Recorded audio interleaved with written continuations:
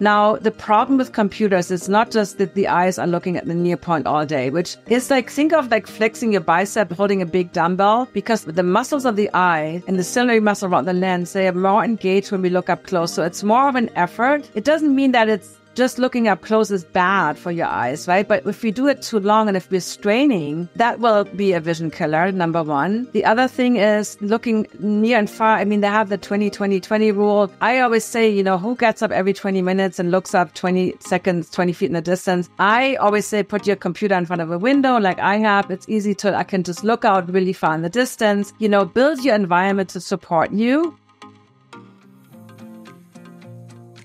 Have you been feeling off? You know what?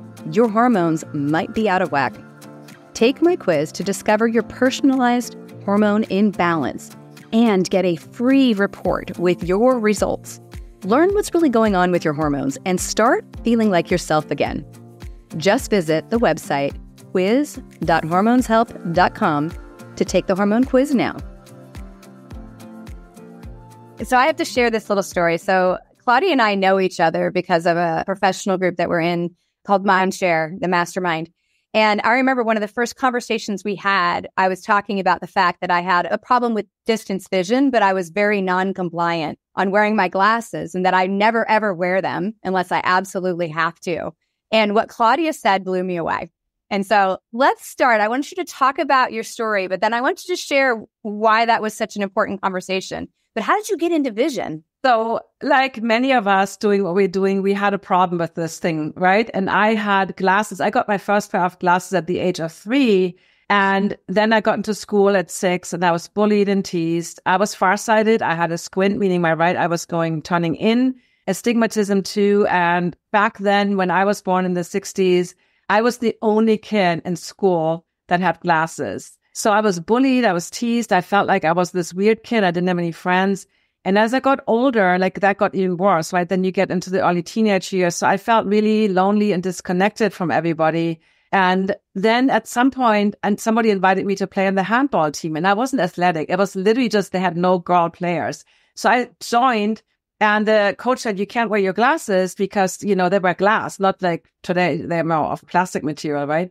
So I didn't wear my glasses. We practiced a lot. And 3 years into that, the eye doctor said, your eyes are normal. And I was like, what? Like, I was so happy. I was just 15. I was like just at that age where, you know, you want to get into boys. And I was so happy. And then doing my high school exam, I studied a lot and my vision got blurry again. And that's really freaked me out. I was like, I just tasted this freedom. I don't want to wear glasses again. And I found a book on vision improvement. I did the things in there and I stayed out of glasses to my mid-30s. Then I was in a difficult marriage and then divorce. And then in my early 40s, I mean, from the mid-30s to early 40s, I was back in glasses. And at some point, I thought like, I had this epiphany, Betty. It was exactly like this. I came home from a party. I got lost. I was like really stressed out, right? Got lost in the freeways. Back then we had these tiny maps, you know, not the Google maps. And I got home and I took my glasses off. And at that moment, my vision was so blurry, like way worse than it is before I put the glasses on, right? So I was like, this does not feel right. Like, why is it worse? And I found that book again. I dug it out. And at that point, I needed more help. I was in my early 40s. I hired a teacher, and long story short, eventually did the teacher training. And I've been out of glasses since over 20 years now. Yeah. You know, I think your story reflects so many people. You know, I'm a little bit younger than you, but not by much. But, you know, we started doing, you know, vision testing in kids. And so all of a sudden, you know, all kinds, like my husband got LASIK, which is a whole nother conversation. But I remember when I met him, he was like, I can't tell it's you. If I take my glasses off or my contacts, my vision is so poor from childhood that I couldn't tell it was you. And I think that there's just this assumption that we're going to have to wear glasses, you know, and especially if you had it when you were younger. But then we have sort of the vision changes that occur as we get older. And it's just kind of a rite of passage, you know. And like I said to you, I went all the way through high school without needing glasses. And the first time I felt like I needed glasses, I moved to a town in Kentucky. I got moved by my company. And I was used to living in Dallas where there's street lights. You know, everything's well lit. All of a sudden, you know, I'm in this country roads where there's street lights and I can't see the road. And that was the first time I put on glasses for distance. But I was always really non-compliant, honestly. I would either wear my contacts or I wouldn't wear my glasses. But then as I got older, I got very non-compliant. you know? Yeah. I mean, here's the thing, glasses, I always say, how have we accepted a treatment that makes your condition worse? Because once you start wearing glasses, I was lucky as a kid, to be honest. And I think playing handball and hand-eye coordination, peripheral vision, being outside, natural light, all these things, right?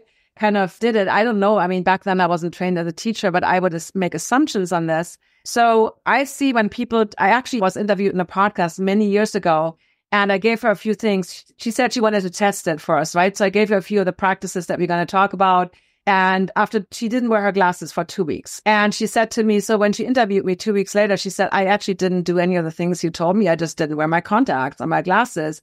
And I put them back in and they're way too strong. So just not wearing them, and being outside, she also walks a lot in nature. But that was so interesting. And I think that's exactly what happened to you. And to me, not wearing them. In addition, sometimes that's not enough. For many listeners, you might be like, well, I can't just not wear my glasses. So we can talk about how to approach that. Yeah. Yeah. Like I said, my actual vision never really changed. So my prescription has always roughly been the same.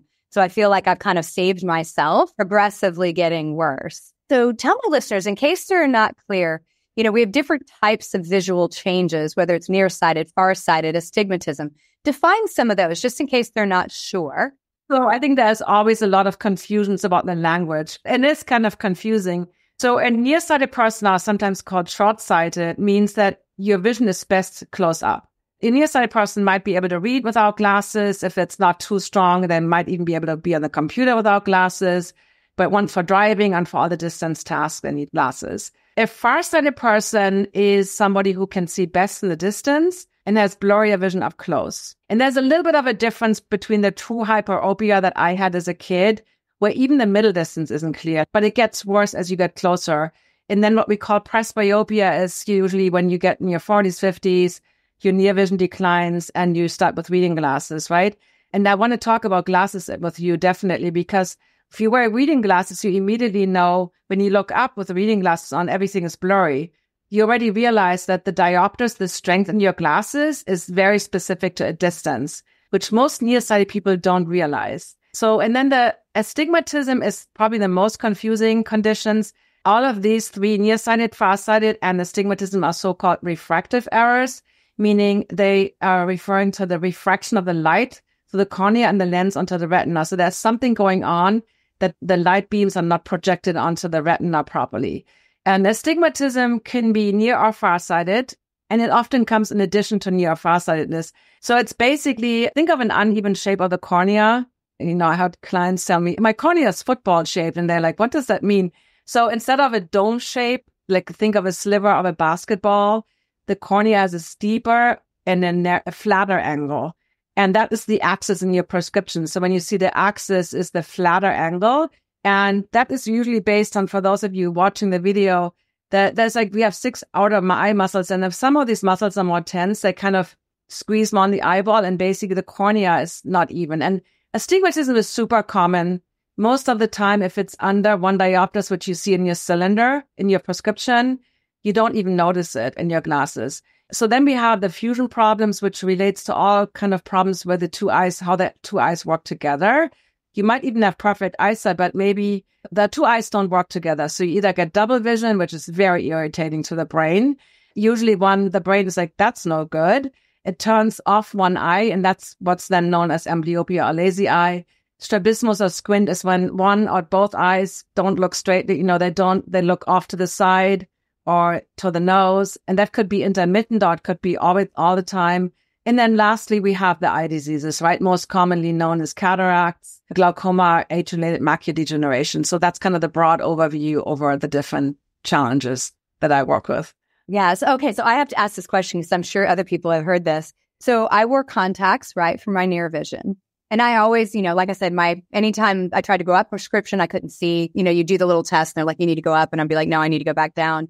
But I remember when I started having a hard time when I had correction in, right? So when I had my contacts in, you wake up one day at about 45 and then all of a sudden you're like, I can't really see my phone, right? And I remember going to my ophthalmologist and saying, okay, this is what's going on. She was like, well, just take one of your contacts out. Ooh. I know. I was like, I don't like that. And she's like, well, you could just do that. It won't make a difference. I said, it will make a difference to my brain. And she said, no, well, I was like, yeah, no, I feel it. It feels weird. So let's talk about that because I bet you there's people who've been told that. That is a good topic. First of all, to clarify, you said for your near vision, you mean you are nearsighted for your distance vision. That's why we have to be very clear. Okay. So I mentioned that how people with reading glasses immediately know when they look up with the reading glasses, everything is blurry. So diopters, which is the strength of the lens, diopters only work for specific distances. And that's why most people, we can talk about that later, end up in bifocals or progressives. So basically, you as a nearsighted person, if you're corrected for distance vision, for 20 feet and beyond, now those diopters, and as a nearsighted person, your diopters will be stronger for distance because that's why you have the most challenge. And when you look up close, if you didn't have contacts, you might even be able to read a book without contacts in, right? So the diopters for your near vision are not the same as for your distance vision, but you kind of get so used to wearing them all day, even if you spend 8 hours on the computer. And that's something, a little detour right now, that I tell all my clients. If you're nearsighted and you wear contacts, then get contacts for computer distance. And if you go out and drive, then put some cheap that you can get online, whatever, -1, -2, whatever the difference is. For driving, you just put those glasses on top for the, especially if you don't drive much. Now, what your doctor suggested is known as monovision or monocular vision. And that is the idea that one eye that has the contact, usually the dominant eye, gets the distance correction, and the other eye, let's say, I don't know if your right eye is dominant, I'm just pointing to my right eye. And then the left eye, let's say, is your nearsightedness is very minor, so you don't need anything for reading. So basically the idea is that only one eye is usually working. Either, both eyes are open, but one eye is looking far and then one eye is kind of doing the near work. Now, what you said is absolutely true in your brain because it screws up the balance in your brain. Because what happens is, it's like now you're like lopsided, right? You're always doing it this way far, this side near.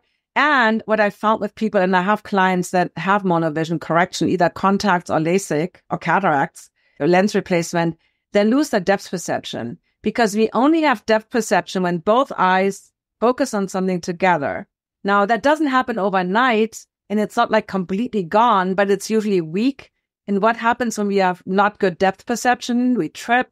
We fall, right? Which we don't really need when we get into menopause and get older, right? We don't need that. Yeah. Or think about it like you're driving down the road. Depth perception is very important to make sure you don't take off somebody's rearview mirror, right? Exactly. Yeah. Because I was just like, no, this makes me feel really weird. And so that's when I actually gave up my contacts. I was like, I'm not wearing these at all anymore. And I already ran into some changes in my eyes where the contacts would feel like, I had bugs crawling on my eyes. Like all of a sudden one day I was just like, I cannot wear these anymore, And so I'm glad that you gave everybody that answer because I think that's just a very quick answer. So the idea of glasses, right? There's obviously correction for each kind, but now we have all these progressive and bifocal and trifocal. What do people need to know about those? So it's so interesting because my second cousin is an ophthalmologist in Germany. She and I totally agree on so many things, which always makes me happy. So with progressives or bifocals, right? We all know bifocals, the old fashioned, there's a kind of a line. There's basically one diopter strength for distance and one for reading. And progressives are basically like a progressive, like a kind of a gradation from the top to the bottom. So they don't have like two levels of diopters, top and bottom, but they have kind of a progression. Now, the problem with these glasses is, and driving is the one exception where I say driving is the exception where we know when we look straight, we look far. And when we look down, we look at something close up, let's say the dashboard, right? Or the phone with Google Maps on. Now, in real life, we look straight when we work on the computer. And I've seen so many people like with their chin up because now they really look close, but they need the lower part of the glasses because that's the strength they need for close-up vision. Or you go down a flight of stairs, now you're looking down, but that's not reading distance depending on how tall you are. Or you go on a hike. And when I do my free trainings, people always tell me, I got these glasses, I was so dizzy, I fell down. There's a huge amount of falls that happen. So that's one thing about progressive glasses. Second thing is they're very expensive. And the third thing is there was actually research done by an optometrist named Elliot Forrest in the 1980s, and this was confirmed in other studies. We have a connection to the creation of astigmatism based on postural habits. So if we always have the chin up, when we look at the computer, you get an astigmatism. There's a kind of a talking of the eyes because now you're looking down And usually that ends up in an axis of like 35 in one eye and 145 in the other. Actually can look at prescriptions a lot of times and kind of have a sense of what people are doing with their eyes, what their jobs is, or they have more monitors. So when you look at your prescription, astigmatism is shown in the strength in the cylinder, and the angle is the axis. So those two numbers always go hand in hand. And so that's one reason why I get everybody out of progressive glasses. And yes, is it more inconvenient sometimes to need two pairs, one for close-up and another for distance? Or maybe some people need three pairs. They might need one for driving, one for like computer and kind of around the house kind of stuff, and then one for reading. But most people are okay with two pairs of glasses, and you can inexpensively get those online. Absolutely. It's interesting you say that because I have progressive lenses, of course, because the doctor is like, you need these. I'm like, okay, whatever. I was in Florence at the Duomo. I put my glasses on so I could see, all across Florence. And if anybody's been there, you've got these very steep steps. It's narrow and there's a sea of people. And I was going down the stairs and I had my glasses on still. And all I did was tilt my eyes down. I didn't tilt my head, completely missed the step. And if it wasn't for a person behind me that literally grabbed me by the back of my hoodie, that kept me from falling face flat and probably taking out an entire row of people, I'd have tripped down those entire stairs. Wow. And you brought up a good point too, Betty. So that's what I see with astigmatism too, with you habitually move your eyes without your head, because we really want, and I think I always talk about moving your attention. Like if I see something over there, I'm going to move around, I'm going to look at it straight on. But if you habitually move your eyes without your head, an example of this is people with reading glasses, they put them at the bottom of the nose, because they're looking down and reading something, and then they look up and they want to look above the glasses, for instance, you end up with an astigmatism with an axis in the 90-ish area. We can do that once in a while, right? That's okay. But if we habitually move our eyes in one direction, let's say, I see that a lot with accountants, or people would have a bunch of monitors where they move their eyes left and right, but they don't really move the head along. And that's usually an axis in the 180, 0-degree area. So definitely. And your story is such a perfect example of what I hear so much with progressive glasses. Yeah. So I have that pair in my car because I recognize that if I'm driving at night, okay, everybody might be nervous. I drive at night with my glasses on so I can see. But if I just wear correction for distance, I can't read my phone map. I wear the progressives then, but that's literally the only time I put them on. And that makes total sense. That's what I tell my clients, for driving, safety first, and especially. And that's why I say sometimes bifocals. So, if you do a lot of driving and it's something that you feel nervous about, legally in most states, we only need 20/40 visual acuity. So it's not even 20/20 vision that we need. But at the same time, you need to feel comfortable, because if you're not relaxed, then you're stressed. And then if you're stressed, your vision will be blurrier than it usually is. And so, yeah, everybody has their sweet spot. But legally, we need 20/40 in most states. Yes, I'm glad you brought that. That's a perfect segue. So I want to go back because your story is something that people probably don't think about, right? So they think I've been diagnosed with whatever vision problem I have. This is either going to be stable or progressively worse. And lo and behold, when they go to their optometrist or ophthalmologist, that's exactly what they get told. And I would bet that now that they listen to your story, they're probably like, there are days that my eyesight feels better or worse. There are times like, I remember going to Oaxaca and traveling with a bunch of friends, and we were hiking in the mountains and we're looking out over. I didn't bring my glasses with me because I'm lazy and I don't want to wear them and I can't stand them. And, I felt like my vision was better after a week in the mountains of Teotitlán. So I think people think I'm screwed because this is the eyesight I have. But your story in itself showed that there were times that you were able to regain vision, right? And obviously you have now. So there's a ton of things that people can do. So let's start to get into that, because I think women especially expect, I'm just going to have to start wearing glasses now. It's going to be progressively worse. And I'm going to be, the gray-haired Betty White grandma sitting in a rocking chair, with 3 pairs of glasses on my head, right? So let's talk about it. I want to respond to what you said about your vision changing a little bit, because I call this strains and gains, because everybody's vision changes all the time. I'm not talking about huge amount of swings, but just like our blood pressure, our blood sugar, our heart rate, all these things always change. Our vision is sometimes better or sometimes worse, but that's a vacation, because maybe you're more relaxed, maybe you're more joyful. So it could be lighting situations. It could be maybe your vision is better in the morning and it's worse in the afternoon. Maybe for me, I always identify, like, I don't like bookkeeping and books and spreadsheets. And when I look at those, I could be on the computer, same distance. I'm like, oh, I don't want to see it. My vision is already getting more blurry, because I don't like it.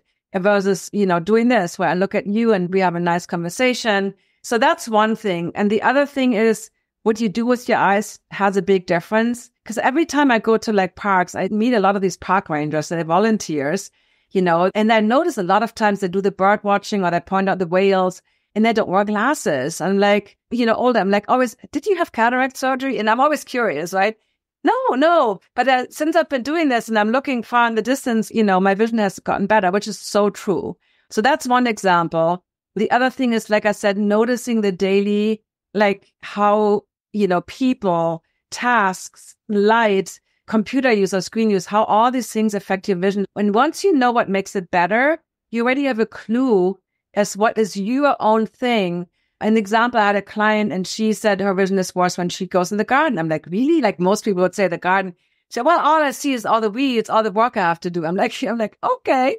So for her, the garden was a strain, whereas for most people, like the garden would be a gain. It would make them like joyful and happy. So do you want me to share some of the things that I recommend people do? Yeah, I'd love for you. Just because I think, like I said, I think people feel like they're sort of trapped, but obviously, like you just said, we've got variety of things that show up differently for people, but that means that there's things that you can do to fix it. I think that's the most important thing.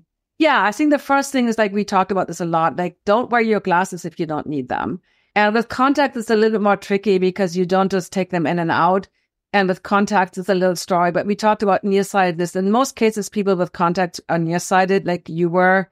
And if you spend all day indoors at a close distance of the computer, I would definitely get correction for that. That's number one.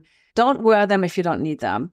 And with driving safety, we talked about that already. That's really important. But everything else, I always call this befriend the blur. Like, so not like living in a blurry world, but understanding that a little bit of blur, like if you're in the garden or if you're going to hike, because you can't improve if you're in your full prescription. You have to step it down. And how much to step down, that's what I work with clients. I mean, there's no cookie cutter formula. We also need to know what your prescription is actually giving you in terms of vision. Because sometimes I work with clients and they have 20/10, they're way overcorrected in their glasses. And sometimes they can barely see 20/40. I'm like, you can barely, you're just at that legal limit for driving. But if you don't need glasses and if you're farsighted, wear the weakest reading glasses that you can. That's number one. Another thing, blinking. Blinking is so simple. It's like breathing. We do it automatically, but we don't do it well many times. We want to blink a lot, like every 2 to 3 seconds. And studies have found when we look at screens that we blink less, that we blink sometimes just 2 to 3 times per minute. And guess what? Then you get the dry eye, you get the strain, you get the fatigue. And the blinking is like a little reset. It's almost like this little micro break that you give your eyes. It lubricates the eyes. So that's a simple thing that you can do. Hey there, are you over 40 and finding that a good night's sleep feels like a distant dream? Have no fear, I have cracked the code. I am offering a free ebook, A Woman's Guide to Kick-Ass Sleep, with insights tailored just for you. So, if you're ready to dive into the secrets of sound sleep after 40 and wake up refreshed, zip over to sleep.hormoneshelp.com and snag that ebook. Your dreamy sleep awaits. Another thing is getting some sunlight into your eyes. I know we've been told that sunlight is really bad for our eyes. So especially sunrise, the first hour after sunrise, there's no UV light. It's really good for your circadian rhythm. It's really good to get some natural light. So don't put your sunglasses on, especially in the morning. Also before sunset, get some natural light exposure, helps with sleep, circadian rhythm. So it's really good because eyes are light receivers. And I always say, like, how I was so light sensitive, Betty, I had to put glasses on overcast days, sunglasses, because I was so light sensitive. But it's like as if our ears don't want to tolerate sound and you want to just, I have to protect my ears from sound all day long. We do have to do that when we go to a Metallica concert or something. Generally speaking, right? It's like, assuming you have a working pupil, which means when it's bright, your pupils get very small. When it's dark, they open up, right? Those are the built-in sunglasses. There's always, I want to make sure there's medical disclaimers, if you have certain conditions, like extreme scenarios, like skiing or whatever, definitely wear sunglasses. But many times just wearing a hat or a cap is usually fine. But again, you have to talk to your doctor. But I haven't worn sunglasses in 20 years unless I go like, in the snow and it's bright blue skies, or I'm on the ocean all day in those extreme conditions, but usually in my daily city life. So those are some things that people can do. I mean, there's a lot more we can talk about, but I don't want to talk too long. Yeah, no, but I think that's good. It's just basic stuff. I'm along with you. I have sunglasses. I never wear them. It's literally the same things you said. I never, ever wear them. So obviously what we do all day can make a big difference, right? And so many people are sitting in front of a computer all day, and then they're also sitting in front of their phone. So anybody that's watching the video, they've got their head buried or their iPad or something like that. So with everything you just said, I mean, I would think that we're going to see greater vision problems in generations to come because we're becoming more and more focused in on little bitty screens and less taking in the world around us. Like, where do you see that going? Like, I could see that we're going to have some serious vision problems in generations to come. Absolutely. And here's the thing. I mean, I did a 3-day event online last fall, and everybody after like 30 hours on the computer had better vision. So the computers do not have to be the devil, but you need to really know. And obviously we did 3 days of like vision practices, right? You have to know what to do. Blinking is one of those simple things. Now, the problem with computers is not just that the eyes are looking at the near point all day, which is like, think of like flexing your bicep, holding a big dumbbell, because the muscles of the eye and the ciliary muscle around the lens, they are more engaged when we look up close. So it's more of an effort. It doesn't mean that it's just looking up close is bad for your eyes, right? But if we do it too long and if we're straining, that will be a vision killer, number one. The other thing is looking near and far. I mean, they have the 20-20-20 rule. I always say, who gets up every 20 minutes and looks up 20 seconds, 20 feet in the distance? I always say, put your computer in front of a window like I have. It's easy I can just look out really far in the distance, build your environment to support you. The other thing I see with computers is it's like a fake 3D. So, that 3-dimensional vision that we really need to build that gives us depth perception. On the computer, we have these, I see a room behind you, your door and all this. It's just a flat screen, which is backlit. So it's also like, it's really hard for our eyes to focus on something that is backlit versus an object that reflects the light, like a book, for instance. And then the other thing with computers, which is something that is really important, people do not think about their peripheral vision. Eyesight is just basically more the word for visual acuity, means how sharp you see, right? 20/20 or whatever.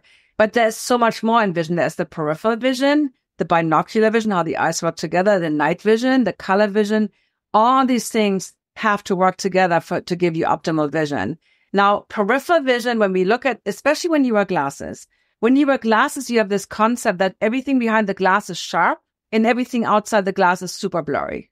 Now, our peripheral vision is blurry. I mean, blurry might not be the right word, but not great for everyone. We don't see, like in the outer periphery, you can have your hands, like move your fingers next to your ears, and look straight ahead. And you will see, you move them backwards, back of your head, and then move them forward. There will be a point where you see them, but you only really see movement in the outer periphery. But we usually see movement and then we turn around, like, what is the thing? Or if you're driving, you might see a car on the side, but you don't even see the color because we don't have any color perception in the outer periphery. But both is important. The central vision, which gives us that sharp vision, and the peripheral field. And with glasses, and even glasses and computer is the worst combination. But generally speaking, we kind of get this tunnel vision, right? We focus on that central vision, like we put all the load and we kind of ignore the side vision. That's almost like when I used to work in an office and sometimes you would stand next to a coworker and they were just so like in their computer and you're like, at some point you think like they would see you and you tap them on the shoulder like, oh my God, you startled me. And that's an example. So moving things in the periphery, if you have a second screen, put a little YouTube video in the corner of you, like something that is moving or a little GIF or something just to stimulate and have the room lit so that you're not sitting in a dark room with a computer screen on or TV, because then now your peripheral vision really shuts down because it's dark and that is more strain on your central vision. So I have a scary story to tell you about that. So I had a client of mine that was working on a startup when COVID broke out. And she was the head of marketing. You can imagine a new startup company and had little kids and stuff, but she's working like 18, 19 hours a day. And she's on a computer up in front of it, glasses on all the time. And she's like, I had like a year and a half of that. That was just brutal.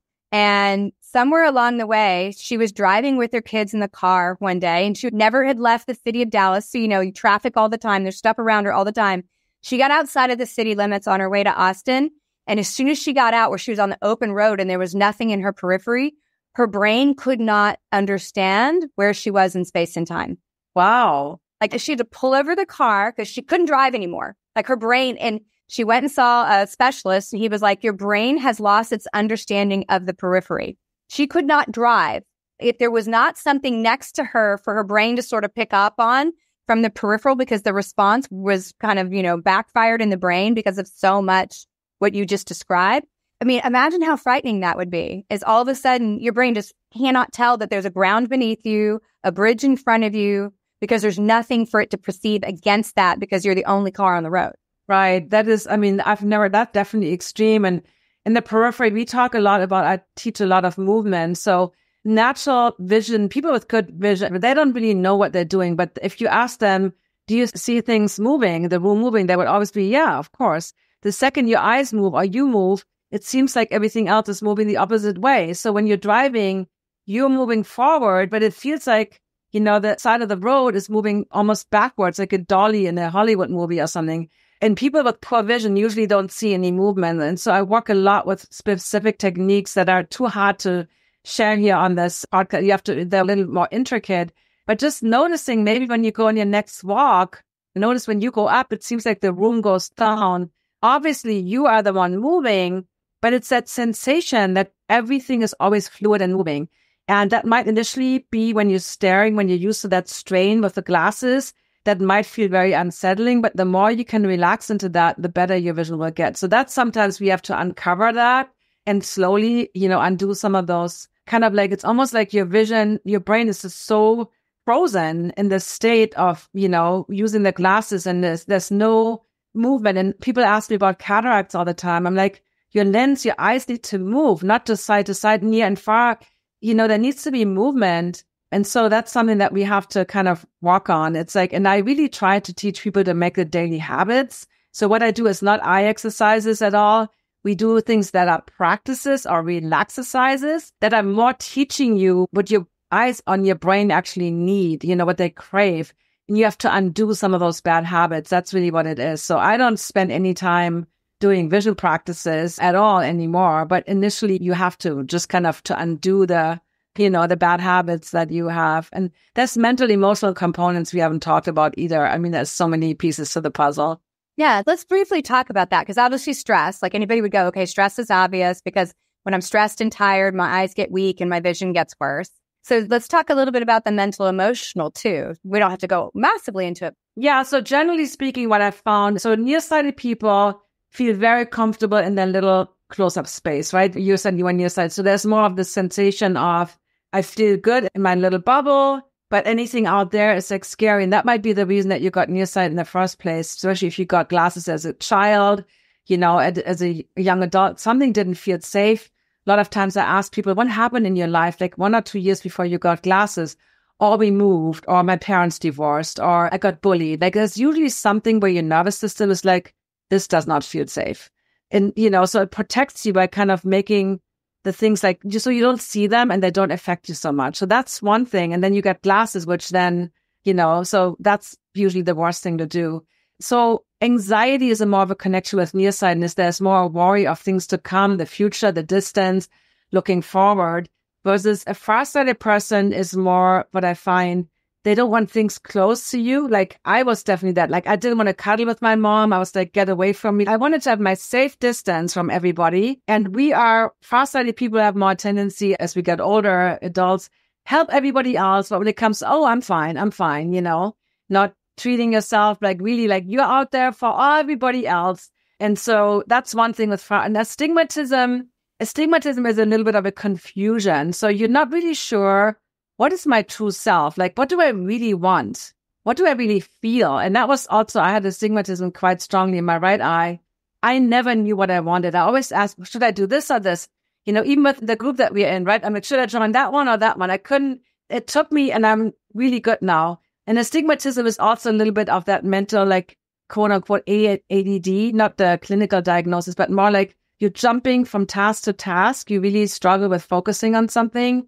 So that's kind of the astigmatism connection. And then, I quote Louise Hay on this. She talked about cataracts, like dark future, no joy in the future. And how many times do we get cataracts when we are in retirement age, right? That mid-60s. So like, what is the second part of your life? So that's something that I think we can look at. And glaucoma is a disease of the optic nerve. There's always a problem with pressure. Either the pressure is too high, the intraocular pressure, or it's normal and your blood pressure is maybe too low and the nerves don't get enough, healthy nutrients. But basically, glaucoma is often related to putting too much pressure on yourself, being a perfectionist, having all ducks have to be in a row at all times. So, when we look at these different mental and emotional aspects, we can definitely see a very, clear picture. And it's part of the work, quote unquote, to be open to looking at those emotional factors. Absolutely. Now, we haven't talked about this one. We've talked a little bit about all the other, or most of the other, not all, but most of the other diseases of the eyes or aging and other things. Macular degeneration, right? Which has a fairly strong genetic underpinning, not a guarantee that you'll get it. But it is specifically, damage to the retina of the eye and things like that. What do you see with macular degeneration? You mean on the emotional level? Yeah, emotional and just in general, like, are there things people can do that you have found as a vision expert? Even if it runs, because it runs in people's families. And so they start getting worried. Oh, my mother had this, so therefore I might have vision problems. What are some of the things that you sort of point out if that happens to be in their history? Well, for those of you watching the video, I'm showing an anatomy of an eyeball model here. And there's basically this little yellow spot in the back of our eyes. That's called the Fovea lutea, the yellow spot. That's where we have the sharpest and best vision. And that's inside the macula. And that's when we get macular degeneration, meaning the cells, basically die in the center of vision. That means wherever you look, you don't see. Let's say you have a traffic light and you look at the green, but you don't see the green. You only see the rest of the traffic light. Or you look at someone's face, if it gets really bad, you don't see their face, you see their hair and everything else. So macular degeneration is emotionally more connected to you don't want to see what you're looking at. There's something in your life. On a physical level, it could be several factors. Usually it's malnutrition. So there could be malnutrition, plant pigments that we need to get from the diet. They come in like dark leafy greens. Those are some sources. Algae, the astaxanthin is in microalgae. So if we don't get enough of these nutrients, so that could be a reason that people get macular degeneration. It could also be too much sun. There could be excessive amount of light. Most people, that's probably not the case, especially when we spend time indoors. Also, macular degeneration, there's a so-called age-related macular degeneration, which is basically usually like 70s, 80s, right? And then there is the myopic. So strong myopia, strong nearsightedness comes with the elongation. So if you're watching it, so if you're myopic, your eyeball looks more like an egg in extreme shape. It's more oval than round. Now, when you squeeze that, imagine that the pressure on the retina, there's just more pressure on the retina from the shape of the eyeball. So there's also something called myopic macular degeneration. That's what I'm saying. I had clients that had like -11, -12, and then 12 weeks they got down to -8, -9. While you're not out of glasses, the more you can reduce the strength or the level of your myopia, the better it is. So what I found, like there's certain things that I think are helpful. First of all, maybe you have to get a supplement for, that has these ingredients, but I really tell people you have to eat healthy. Ditch the sugar, ditch the alcohol, ditch all the bad stuff, get your healthy veggies and food, get all the, rainbow colors. We've heard this over and over again. Omega-3 fatty acids, super important for brain health and for eye health. So those are some things that people can do for macular degeneration. Yeah. Those ingredients are also really good for dry eye, especially women going through perimenopause and menopause. All of a sudden we start having dry eye because everything dries up, your skin, your mucous membranes, everywhere, down there, up above. So the eyes often get dry. And that, again, it goes down to also diet. And if we're nourishing our body appropriately, it usually isn't as bad. Yeah. And there's one more thing for dry eyes I want to talk about, which is something I call it palming. Some people know it as cupping, but it's basically you cover your closed eyes, you clean your hands, obviously, and you cover your closed eyes with your cupped hands in a way that usually I tell people to cross their fingers over their nose so that you can still breathe and not squishing the nose, and you want to have your elbows supported, and you just give your eyes a little break. And I recommend for palming, you kind of want to come into a relaxing memory. So not think about your shopping list or all the things you need to do, but really bring up a happy little memory in your mind and just be like, So this little break. And oftentimes when I teach this, just a minute of that, and you open your eyes afterwards, you slowly take your hands away. We used to do it sometimes for 20 minutes, for however long, it could be 30 seconds, a minute. And then you take your hands away and you wait. You keep your eyes closed initially, and then you open with 5 quick blinks and 5 gentle squeezes of your eyes. And everybody says, my eyes feel more lubricated, pretty much everybody. So just this little break, maybe just closing your eyes a little bit more, right? And then the blinking, obviously. I found people even got off prescription medications for dry eye with blinking, with palming, and then omega-3 fatty acids, and having that kind of routine, improving the blood flow around the eyes, maybe castor oil. I mean, there can be different things, not in the eye, but around the eyes, and your meibomian glands checked by your eye doctor. I didn't even know, but, the eyeliner that sometimes, we can actually block the meibomian glands. So maybe you have a dysfunction that you want to, rule that out. But yeah, there's so many things. And then hormonal, which is all what you do, right? There's all that. So I think the big take-home message for everybody is there's actually things they can do, right? Because this is obviously how you work with people to help improve their vision, right? Obviously to make all of those things better. I think that helps everybody know that there's kind of a way out, that we don't have to, because, some of us may be okay. We've, got ourselves in a position where we're like, oh, I'm fine. I have to wear reading glasses. But I think almost everybody will say, I don't want it to get worse. But I think everybody needs to know that we might possibly be able to make it significantly better. That's really the key message. And I always call readers or cheaters the gateway drug, because you will end up in bifocals and progressives. Trust me, everybody does. And you don't want to even get started with this. And the other thing I want to say is, just like what you teach, right? You have way more power over your health than any doctor does. And any of the, your habits, your lifestyle, your diet, your sleep, your stress level, all this stuff. I tell people it's really in your control how your eyesight looks like in the next 5, 10, 20 years. It's really in your control. Yes, we have genetics. Yes, we have aging.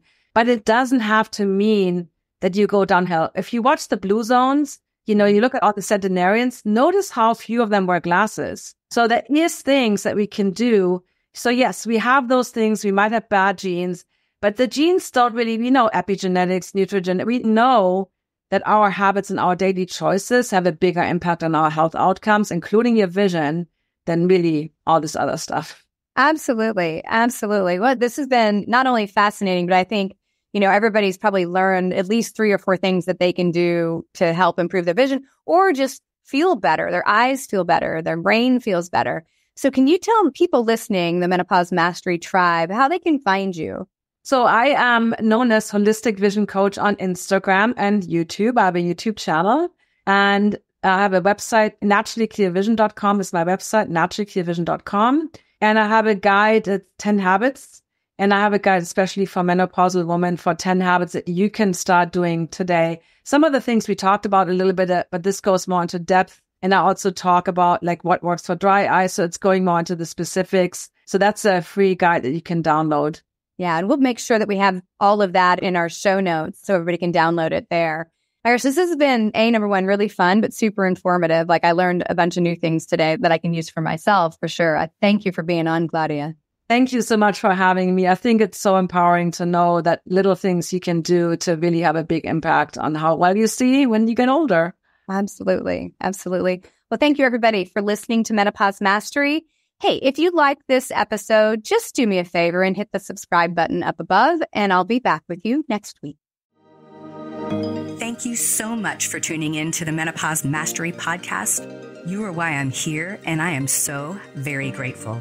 Hit subscribe so you don't miss any wisdom on creating the most exceptional life on our terms. If this episode has helped you in any way, please share it with a friend to spread the love, and together we rise. You can follow me on social media at Betty Murray, PhD, and you can reach me online at bettymurray.com.